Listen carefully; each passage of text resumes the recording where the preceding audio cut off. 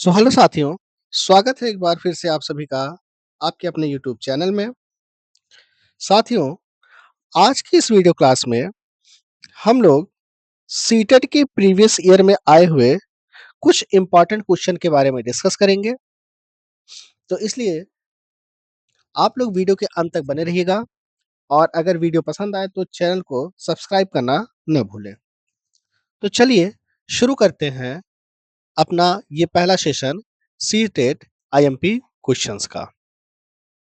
तो चलिए देखते हैं कि आज का हमारा पहला क्वेश्चन क्या दिया हुआ है। देखिए, क्वेश्चन दिया हुआ है कि 4/3 का पावर 2 है, फिर उसका पावर 3 है, मल्टीप्लाई 2/3 का पावर -4, फिर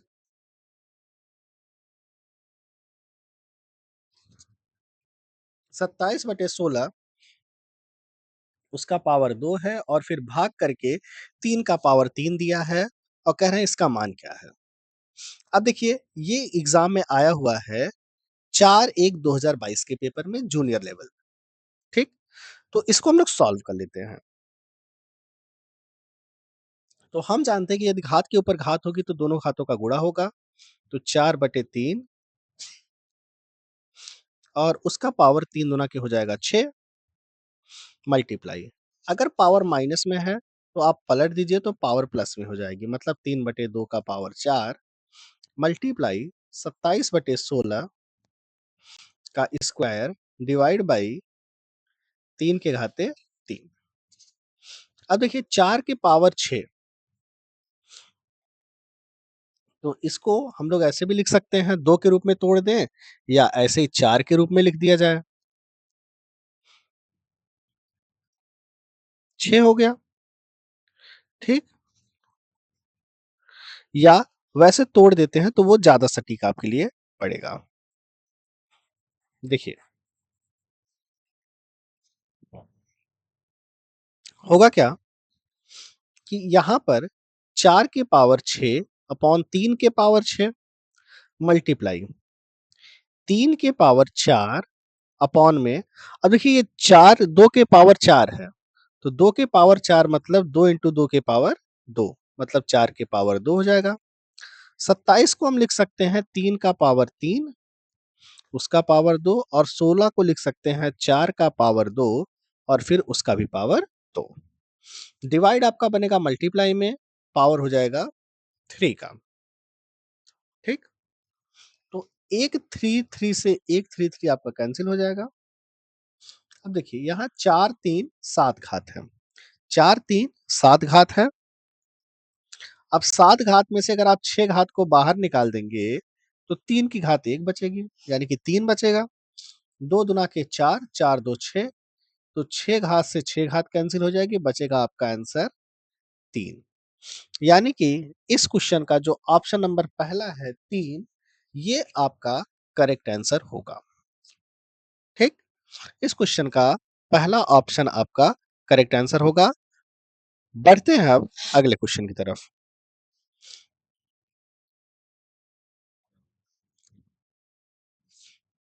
देखिए, अगला क्वेश्चन आपके सामने ये दिया हुआ है और कह रहा है कि अंडर रूट में 450 अंडर रूट में 338 डिवाइड बाई 125 और 245, और आपसे कह रहा है कि इनका मान ज्ञात कीजिए।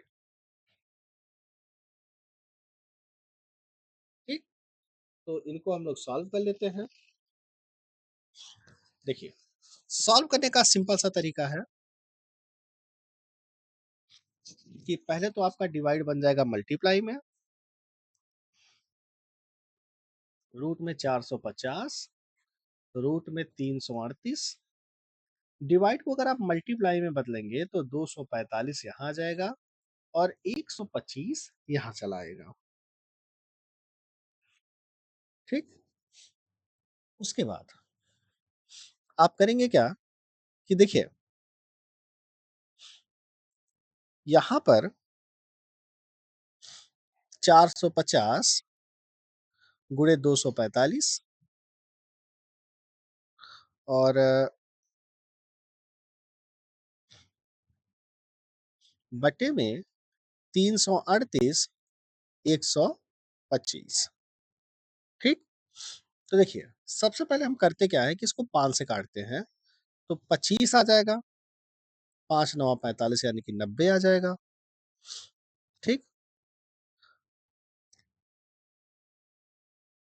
फिर 5 से काट देंगे, तो 5 पचे 25 आ जाएगा, 5 एकन्नम 5, 5 अठे 40, मतलब 18 आ जाएगा।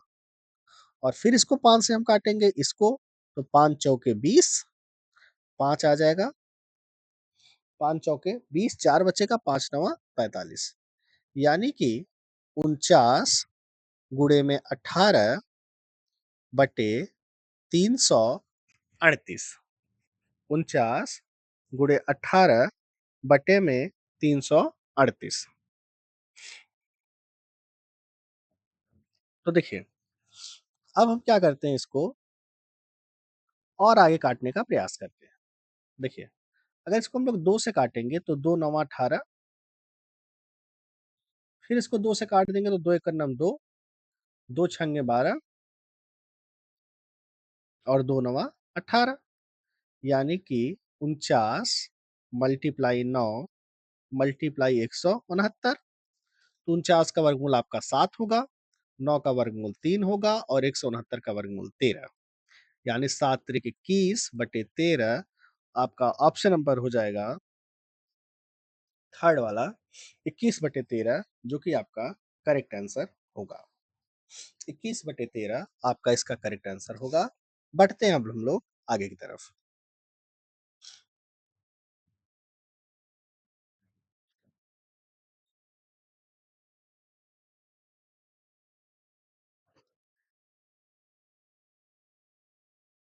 देखिए, अगला क्वेश्चन दिया हुआ है, किसी आयत एबीसीडी में एसी 2x+3 और बीडी 3x-5 है, तब 2x+9 का मान क्या होगा? ठीक ना? तो पहले एक आयत बना लिया जाए, ए, बी, सी और डी। अब इसके दो विकर्ण खींच लेते हैं हम लोग, बी डी और ए सी। तो ए सी का मान दिया है 2x+3 और बी डी का मान दिया है 3x-5। अब आप लोग अच्छी तरह से जानते हैं कि जो आयत के विकर्ण होते हैं वो आपस में बराबर होते हैं। तो 8 हो जाएगा, 3x-2x, यानी कि x का मान आपके 8 आ जाएगा। अब 2x+9 का मान हमें निकालना है, तो x का मान 8 + 9, 8 दुना के 16 + 9, 16 9 मिला के हो जाएगा 25, यानी कि इस क्वेश्चन का ऑप्शन नंबर थर्ड आपका करेक्ट आंसर होगा।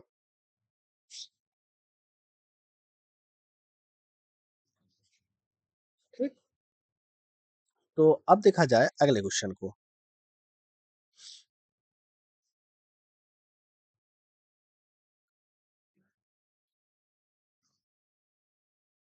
कह रहे हैं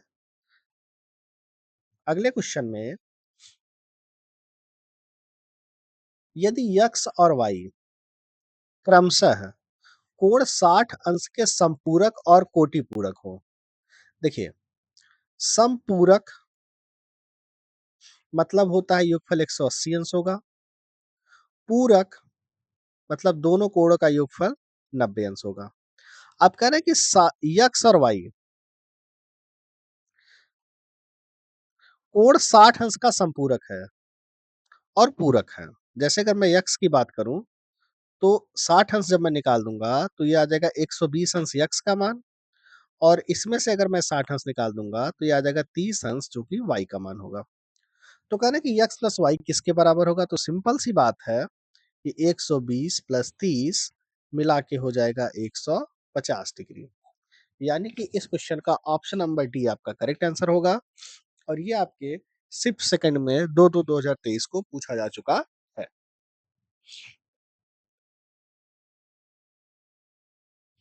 अब बढ़ते हैं आगे की तरफ।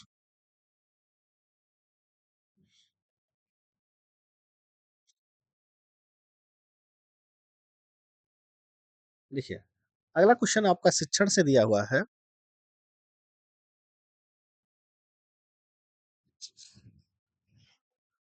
क्वेश्चन कह रहा है कि किस योजना में विद्यार्थियों के प्रश्न विद्यार्थियों को गणितीय प्रश्नों को हल करने के लिए शिक्षण देना सर्वाधिक उपयुक्त है। ठीक। अब आपके ऑप्शंस दिए गए हैं कि अध्यापिका को शुरू में ही समस्या के हल प्राप्त करने के चरणों की व्याख्या कर देनी चाहिए। सर्वाधिक उपयुक्त की बात है, ये उपयुक्त में आएगा। विद्यार्थी को प्रोत्साहित करना चाहिए कि वे प्रश्न का बहुत से परिक्षेपों से अवलोकन करें। वे प्रश्न का बहुत से प्रक्षेपों का अवलोकन करें। तो इस क्वेश्चन का जो ऑप्शन नंबर बी है, ये आपका करेक्ट आंसर होगा। ऑप्शन नंबर बी इस क्वेश्चन का करेक्ट आंसर होगा। बढ़ते हैं आगे की तरफ।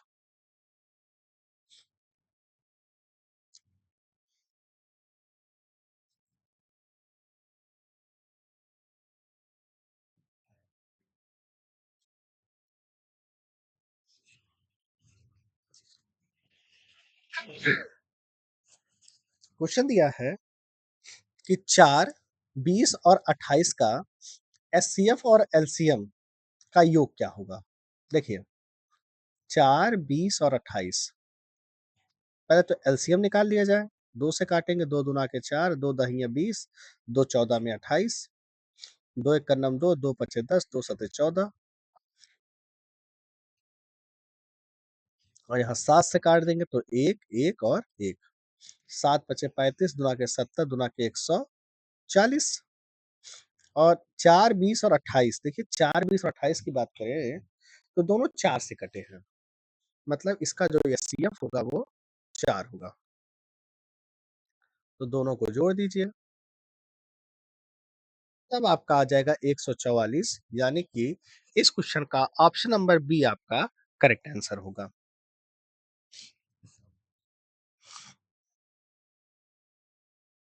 देखा जाए अगले क्वेश्चन पर तरफ।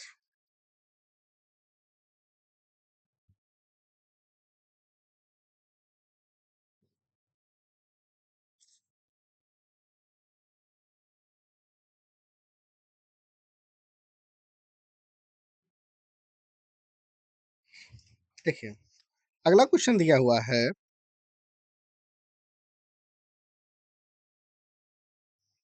वो कि वह छोटी से छोटी संख्या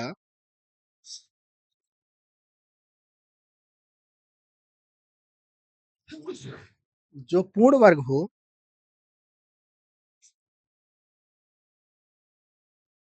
तथा 10, 12 और 15, 18 से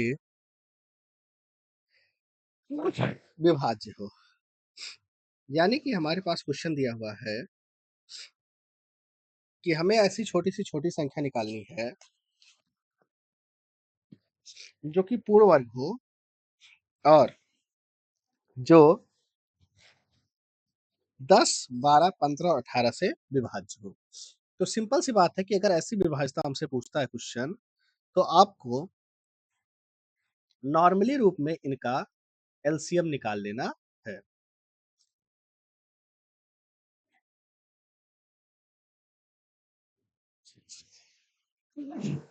तो इनका एलसीएम क्या होगा? 2 छंग 12, 15, 2 नौ 18, 2 पचे 10। फिर 2 से काट लेंगे तो 3 आ जाएगा। 15, 9, 5, 3 एकन्नम 3, 3 पचे 15, 3 त्रिक्का 9, 3 पचे 15।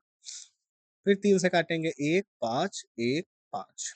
5 से काट देंगे तो 1, 1, 1, 1।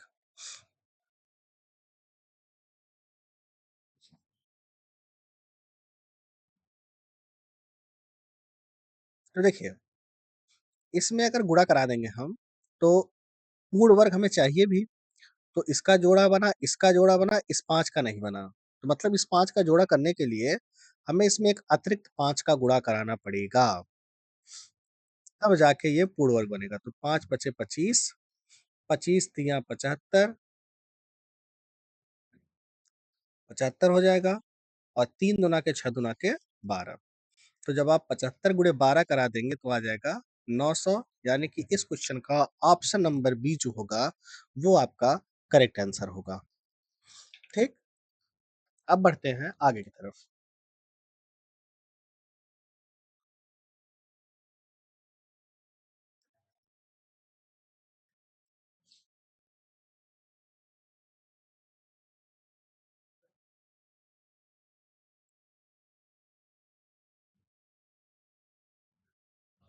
तो अगला क्वेश्चन दिया हुआ है, एक दुकानदार अपनी कीमतों में 10% की कमी करता है। यदि एक सामान, तो एक सामान की नई कीमत क्या है यदि वह प्रारंभ में 500 रुपए की बेची जाती थी? कितने की बेची जाती थी? 500 रुपए की बेची जाती थी, और उसमें वो 10% की कमी करता है। तो जाहिर सी बात है, सिंपल सी बात है कि अगर कोई चीज 500 में बेची जा रही है और उसमें 10% की कमी की जा रही है, ठीक ना? तो अगर 500 में बेची जा रही है और उसमें हम 10% की कमी कर रहे हैं, इसका मतलब 50 रुपए की कमी की जा रही है। तो जाहिर सी बात है वो कितने में बेची जाएगी? 450 में, यानी कि इस क्वेश्चन का ऑप्शन नंबर सी आपका करेक्ट आंसर होगा। बढ़ते हैं अब आगे की तरफ।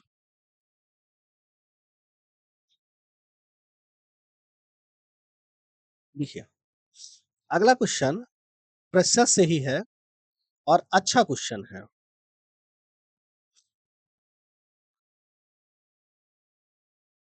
तो क्वेश्चन को एक बार हम लोग समझ लेते हैं। क्वेश्चन कह रहे हैं कि 100 का -30 का 20% का 40% बराबर है। तो पहले 100 -30 का 20%, 300 का 20%, तो 300 का 20/100, अब फिर का 40%, यानी कि 40/100। तो 2 जीरो से 2 जीरो कट जाएगा। 100 माइनस 20 तिया 60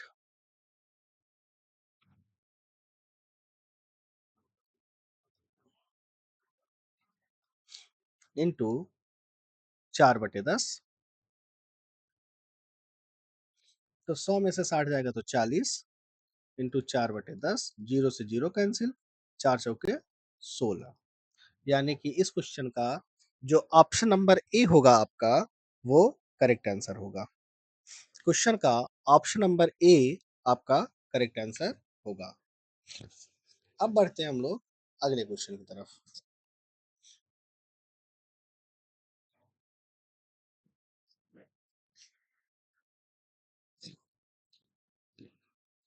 देखिए, अगला क्वेश्चन दिया हुआ है कि कोई दुकानदार एक खिलौने को उसके अंकित मूल्य से 20% की छूट पर देता है और इस पर उसे 25% का लाभ होता है।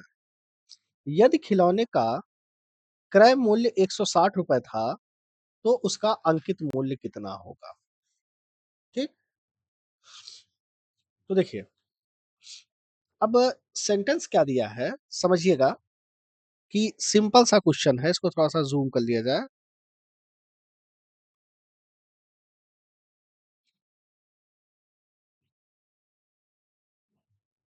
कि अंकित मूल्य पर 20% की छूट देता है, यानी कि जो उसपे प्राइस टैग लगा हुआ है एमआरपी का, उस पे वो 20% की छूट दे रहा है। तो अगर हम मान लें कि जो उसकी फेस वैल्यू है, यानी कि जो अंकित मूल्य है, वो मान लीजिए 100 रुपए है। अंकित मूल्य, अब 100% पे वो 20% का छूट दे रहा है, यानी कि डिस्काउंट आपको मिल रहा है 20% का।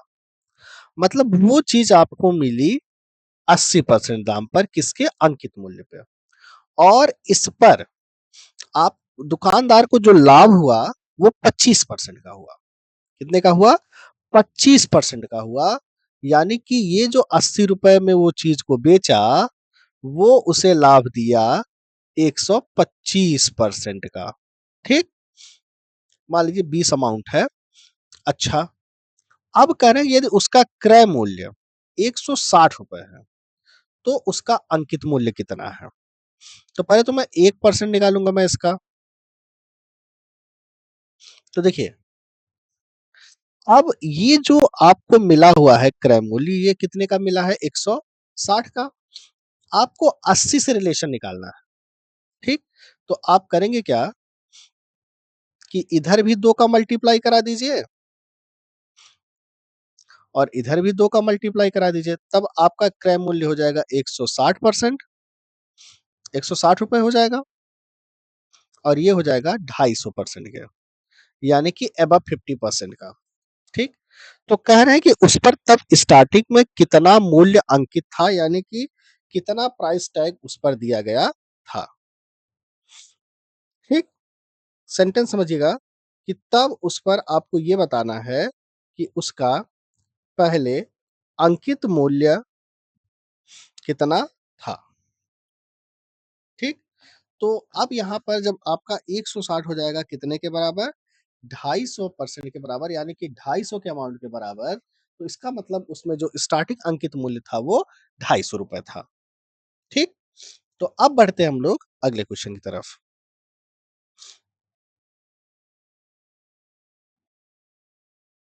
अब देखिए,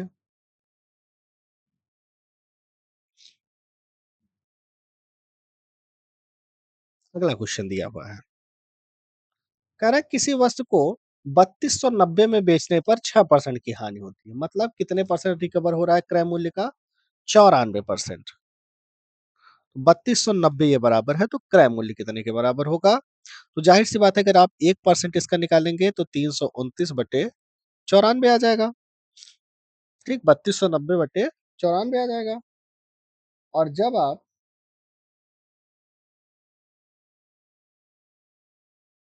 94 करेंगे तो 1% आपका आ जाएगा 35 के बराबर। मतलब उसका जो 1% अमाउंट है वो 35% के बराबर हो जाएगा।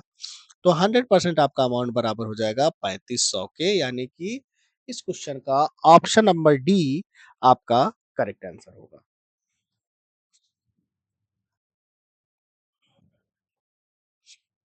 अगला क्वेश्चन, अब ये वर्क से रिलेटेड है, तो इसको हम लोग समझ लेते हैं कि क्वेश्चन कह रहा है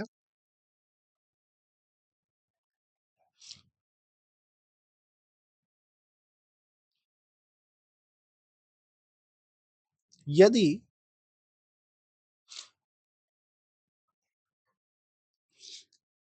8 व्यक्ति किसी कार्य को 9 दिन में पूरा करते हैं, तो 12 व्यक्ति उस कार्य को कितने दिन में पूरा करेंगे? क्वेश्चन एक बार फिर समझ लीजिएगा कि यदि 8 व्यक्ति किसी कार्य को 9 दिन में पूरा करते हैं, तो 12 व्यक्ति उसी कार्य को कितने दिन में पूरा करेंगे? तो जाहिर सी बात है कि 8 व्यक्ति कार्य को पूरा करते हैं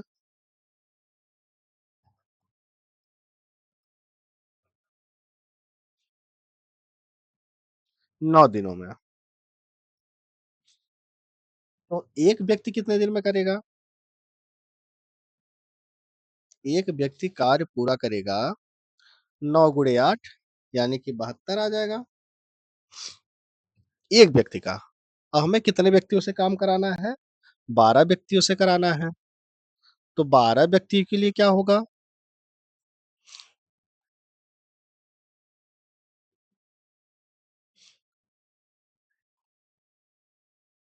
लगा समय। तो 72 भागे कितना करा देंगे? 12। तो 72 भागे जब 12 करा देंगे तो 12 छः 72, यानी कि जब आप उस कार्य में 12 व्यक्ति को लगा देंगे तो वो उस कार्य को 6 दिन में कंप्लीट कर देंगे। ठीक,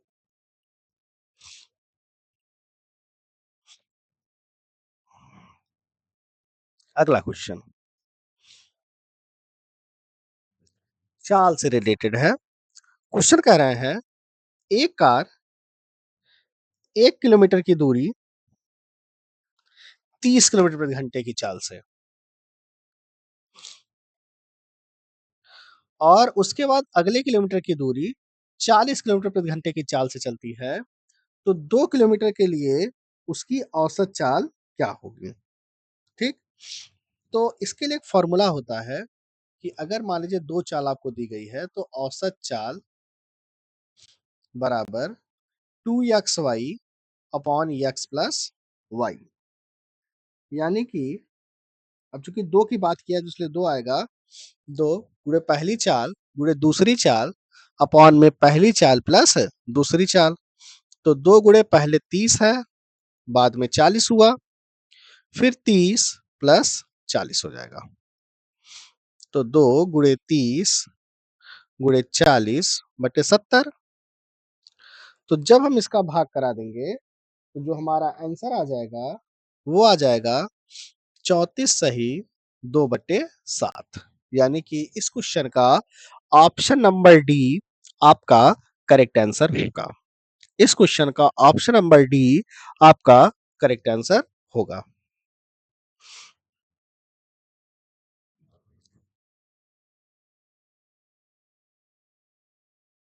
अब बढ़ते हैं अगले क्वेश्चन की तरफ।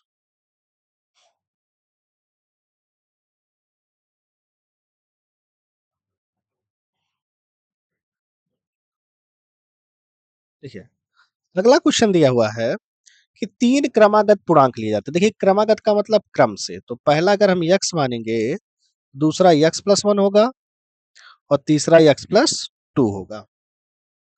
अब कह रहा है कि जब उन्हें बढ़ते हुए क्रम में लिया जाता है, मतलब ये इससे बड़ा ये, इससे बड़ा ये, और क्रमशः 3, 5 और 2 से गुणा करके जोड़ा जाता है, तो 99 प्राप्त होता है। तो इसमें जो आपको कराना है गुणा 3 कराना है पहले वाले में, तो 3x प्लस, दूसरे में 5 का कराना है तो 5x प्लस 5, तीसरे में कराना है 2 से, तो 2x प्लस 2 दूना के 4, और सबका योग आपका 99 प्राप्त होता है। तो 5 3 8 2 10, 10x प्लस 5 और 4 मिलके 9, 99। तो 99 में से 9 जाएगा 90 हो जाएगा, तो x का मान आपका 9 आ जाएगा। अब कह रहे हैं आरंभ पहले यानी कि 9 तथा तीसरे पूर्णांकों का, तीसरा पूर्णांक आपका x प्लस 2 यानी कि 9 2 11 का योग क्या है? तो 11 9 मिलके 20 हो जाएगा। मतलब इस क्वेश्चन का ऑप्शन नंबर सी आपका करेक्ट आंसर होगा। इस क्वेश्चन का ऑप्शन नंबर सी आपका करेक्ट आंसर होगा। बढ़ते हैं आगे की तरफ।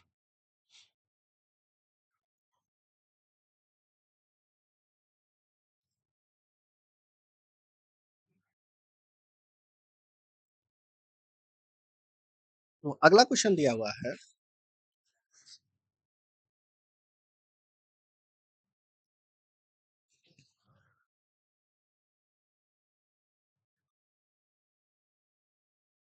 कह रहे हैं कि एक यदि 9 अंक की संख्या है, ठीक, और संख्या 985 x 3678y कामा 72 से विभाज्य है।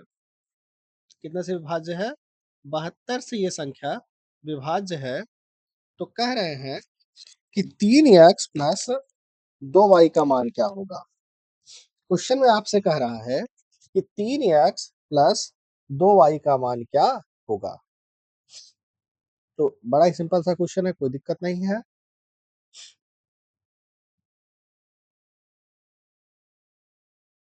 देखिए, सबसे पहली बात, तो जो हमें अंक दिया गया है इसको हम लोग नोट कर लेते हैं। 985 x 3678y, और 72 को जब हम तोड़ेंगे तो 9 गुणे 8 आ जाएगा। और 9 गुणे 8 आने का मतलब है कि जो 8 का विभाज्यता का नियम है, ये कई बार हम लोगों ने प्रीवियस क्वेश्चन में भी बात की है कि उसका जो अंतिम 3 अंक है वो 8 से विभाज्य होना चाहिए। तो देखिए, अगर अंतिम 3 अंक हम 8 से काटेंगे तो 8 9 72 या 6 आ जाएगा। कट जाएगा 0।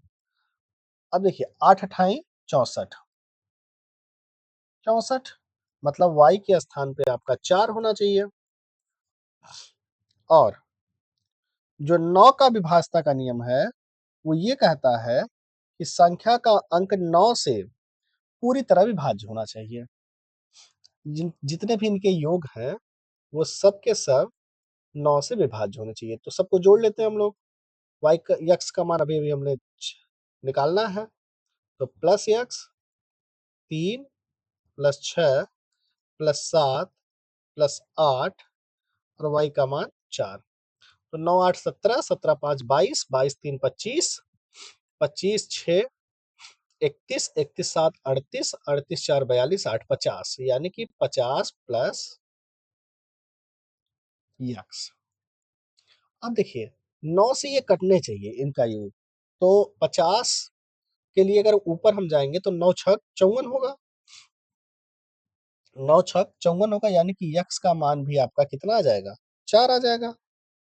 तो आपसे कह क्या रहे हैं कि 3x प्लस 2y का मान बताइए। देखिए सिंपल सी बात है, 3 2 5 कर लीजिए, 5 चौके 20, यानी कि इस क्वेश्चन का ऑप्शन नंबर आपका सी जो होगा वो करेक्ट आंसर होगा। ठीक, इस क्वेश्चन का ऑप्शन नंबर सी आपका करेक्ट आंसर होगा।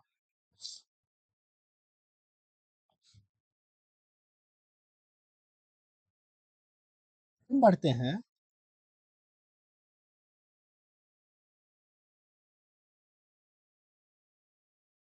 अगले क्वेश्चन की तरफ। देखिए अगला क्वेश्चन कह रहा है कि निम्न में से कौन सी संख्या 11 से विभाज्य नहीं है।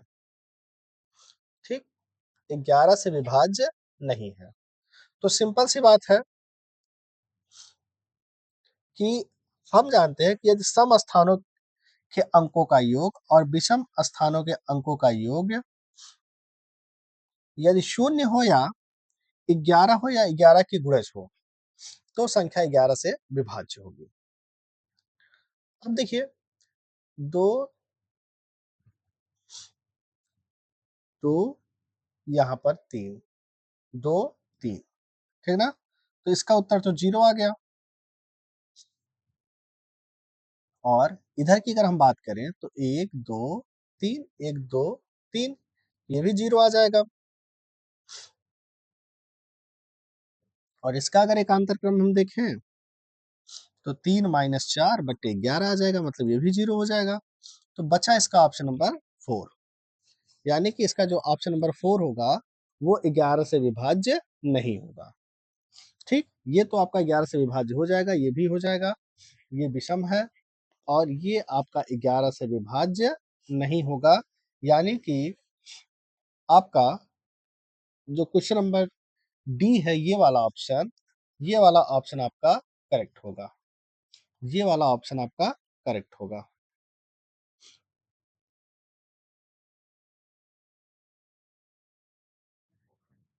अगला क्वेश्चन।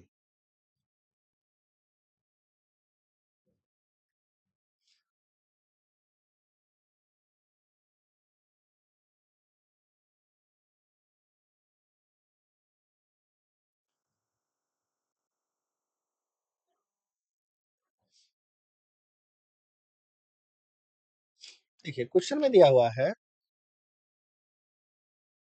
7y मल्टीप्लाई बाय 6, तो y आएगा, तो y का मान क्या होगा।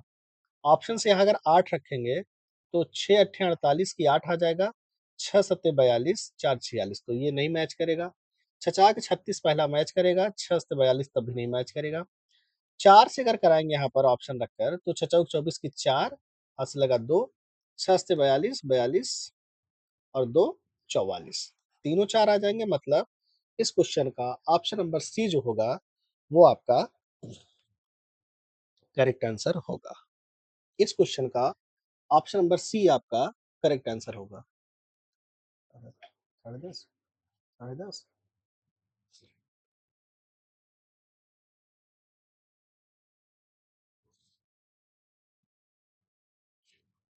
अब अगला क्वेश्चन दिया है आपको,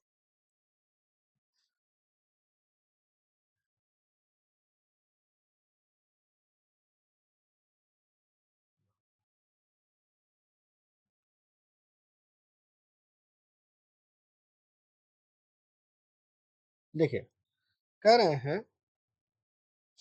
वर्ष 1999 में किसी देश की जनसंख्या 30.3 मिलियन थी। तो कौन सी संख्या 13.3 मिलियन के समान है? तो हम लोग जानते हैं कि 1 मिलियन बराबर होता है 10 लाख,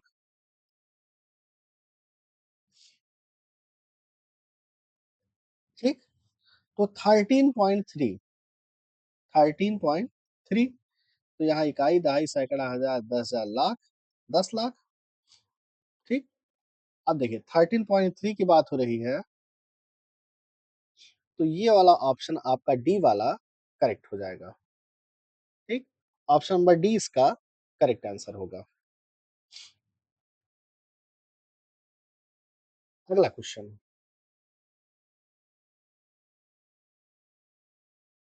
कह रहे हैं कि 13 का पावर 2003, देखिए जून 2011 में आया हुआ क्वेश्चन है। 13 का पावर 2003 में इकाई के स्थान पे कौन सा अंक आएगा? तो देखिए इस 13 के लिए हम करते क्या है कि विभाज्यता का नियम लगाकर इसको तोड़ लेते हैं। तो 500 गुणे 4 कर लेंगे प्लस 3। तो रूल के हिसाब से 13 बाई इसको हम कितना कर सकते हैं? 3 कर सकते हैं। तो 13 13 में 169, 169 13 में 2197, यानी कि इसके जो इकाई का अंक हो जाएगा वो 7 हो जाएगा। इकाई का अंक 7 आ जाएगा, अर्थात इस क्वेश्चन का ऑप्शन नंबर बी जो होगा वो आपका करेक्ट आंसर होगा। अगला क्वेश्चन दिया है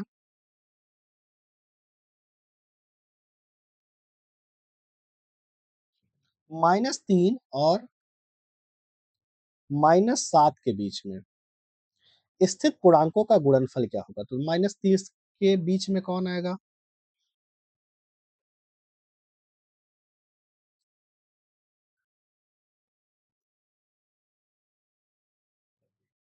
ठीक। अब -3 से आगे और -7 के बीच में, तो -7 के बीच में आएगा -6, -5 और -4 आएगा।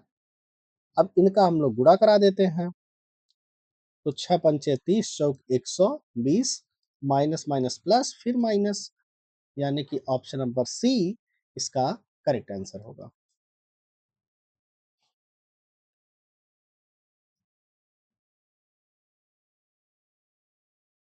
अगला क्वेश्चन, 4 सही 2/7, 3 सही 11/13 प्लस 5 सही 9/5/9, तो ये कितने के बराबर होगा?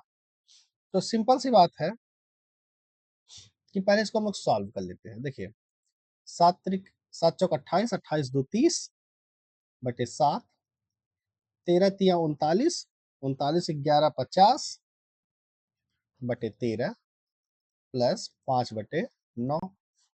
अब सबका एलसीएम ले लिया जाए तो 819 आ जाएगा। जब इसको सॉल्व करेंगे तो आ जाएगा 3510, 3150 और 9 9 81, 9 1 9, यानी कि ये आ जाएगा 455। और सबको सॉल्व करने के बाद आपका आंसर आ जाएगा 8 सही 563 अपॉन 819, यानी कि क्वेश्चन का ऑप्शन नंबर डी आपका करेक्ट आंसर होगा।